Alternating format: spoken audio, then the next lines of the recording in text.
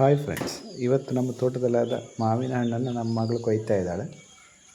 Plastic ಹುಳ ತಿನ್ನಬಾರ್ದು ಅಂತ ಪ್ಲಾಸ್ಟಿಕ್ ಕವರ್ ಮಾಡಿಟ್ಟಲ್ಲಿ ಹಣ್ಣಾಗಿದೆ. ಇದು ಈ ಗಿಡದ ಈ ವರ್ಷದ 5ನೇ ಹಣ್ಣು. ಹೋದ ವರ್ಷ ಒಂದೇ ಕೊಟ್ಟಿತ್ತು, ಈ ಸಲ 5, ಇನ್ನೂ 2 ಇದೆ. ಮಗಳು ಕೊಯ್ದಿದ್ದಾಳೆ. ಈಗ ಅದನ್ನು ತಿನ್ನುವ ಸಮಯ. ಇದು ನೋಡಲಿಕ್ಕೆ ಮುಂಡಪ್ಪ ಇದ್ದ ಹಾಗೆ ಇದೆ. ಯಾವುದು ಅಂತ ಗೊತ್ತಿಲ್ಲ, ಯಾವುದೋ ಅಂಗಡಿಯಿಂದ ತಂದು ತಿಂದ ಬೀಜ ಹಾಕಿದ ಗಿಡದಲ್ಲಿ ಬೆಳೆದಂತಹ ಹಣ್ಣಿದು. ತುಂಬ ಕ್ರಿಸ್ಪಿಯಾಗಿದೆ, ತುಂಬ ಟೇಸ್ಟಿ ಇದೆ.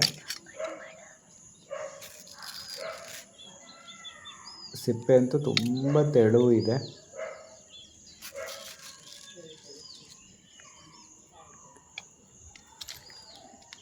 ಯಾವುದೇ ರಾಸಾಯನಿಕ ಗೊಬ್ಬರ ಹಾಕದೆ ಬೀಜದಿಂದ ಆದಂತಹ ಗಿಡದಲ್ಲಿ ಬೆಳೆದಂತಹ ಹಣ್ಣು. ಇದನ್ನು ಮಕ್ಕಳು ತಿಂದು ಅದರ ರುಚಿಯನ್ನು ಹೇಳ್ತಾರೆ.